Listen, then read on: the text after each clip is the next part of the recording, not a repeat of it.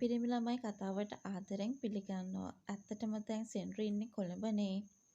ඇත්තටම දේවින්දත් ඉක්මනින්ම ගියේ සෙන්රිත් එක්ක වෙන රටකට යන්න තියෙන බව පවසමේ. ඉතින් දැන් ඉදිරියට කොළඹදී සුරේන් ඉන්නෙත් කොළඹ නිසා සෙන්රිට කොළඹදී සුරේන් මුණ ගැහුණොතින් මොන වගේ දේවල් ටිකක් සිදු වෙයිද? ඉතින් අපි අද ඒ ගැන තමයි කතා කරන්නට සූදානම් වෙන්නේ. ඉතින් වීඩියෝ එකට යන්න කලින් මතක් කරනවා මේ වගේ වීඩියෝස් දිනපතාම බලන්නට. ඔයා කැමැත්තක් වගේම උනන්දුවකුත් තියාගෙන ඉන්න කෙනෙක් නම් අනිවාර්යෙන්ම මගේ channel එක subscribe කරලා මාත් එක්ක එකතු වෙන්න. ඒ වගේම like කරන්න, comment කරන්න, තවත් නොදන්න යාළුවෙක් වෙනුවෙන් share කරන්න.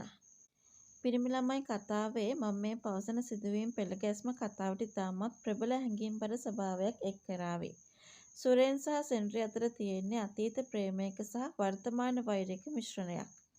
සුරේන් සහ සෙන්රි කොළඹදී මුණ ගැහුණු විට සිදුවිය හැකි දේ.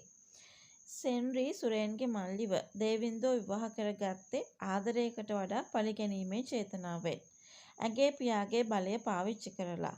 සුරේන් තමන්ව දාලා පැනලා ගිය එකෙන් ඇතිවුණු වේදනාව සමනය කරගන්න ඇය දේවින්දව පාවිච්චි කළා කිව්වොත් නිවැරදි. දේවින්ද ගමට ආපු වෙලාවක ඇත්තම කියනවා නම් සෙන්රිට මුණ ගැහේවි සුරේන්ව. ඇත්තටම කියනවා නම් සුරේන්ට සෙන්රි කියන්නේ තමන් නැවත වතාවක් එක් කරගෙන කොහේ හරි යන්න කියලා නෙමෙයි. නමුත් තමන්ගේ නැන්දම්මා තමන්ට කොච්චර ආදරය කරාද කියන එක. ඇත්තටම තමයි සුරේන්ගේ අම්මා වෙනුවෙන් ගමට යන්න කියන එක. තාත්තා මොන විදියට හේතුවත් සහෝදරයෝ මොන විදියට හිතුවත් සුරේන් වෙනුවෙන් අම්මා කොච්චර කල්පනාකාරීව වේදනාවකින් ඉන්නවද කියන එක පැහැදිලි කරන්න ඔය සෙන්රිට උවමනාවක් ඇති වේවි. අම්මා වෙනුවෙන් ගමට යාමේ වැදගත්කම අය පෙන්වා දේවි.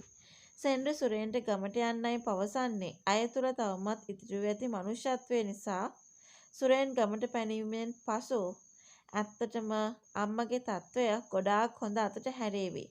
සුරේන් නැති අඩුවෙන් ඔහුගේ අම්මා මානසිකව සහ ශාරීරිකව වැටී සිටින බව සෙන්රි දන්නවා.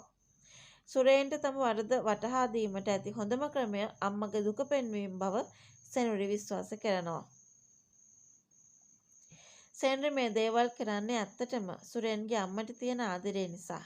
මොකද තමන්ට ලේලියක් විදියට නෙමෙයි දුවක් විදියට නැන්දම්ම ආදරය කළා. ඇත්තටම දේවින්දටත් සුරේන්ටත් වඩා ලොකු ආදරයක් දැක්වේ නැන්දම්ම බව ඇය හොඳටම පැහැදිලි කරගෙන ඉන්න එක තමයි මේ වෙලාවේ අපි හැමෝටම කතා කරගන්න ඉඩකඩකුත් තියාගෙන ඉන්න වෙන්නේ කියන ඒ කතාව ගැන මම අද ඔයාලට මතක් කරනවා.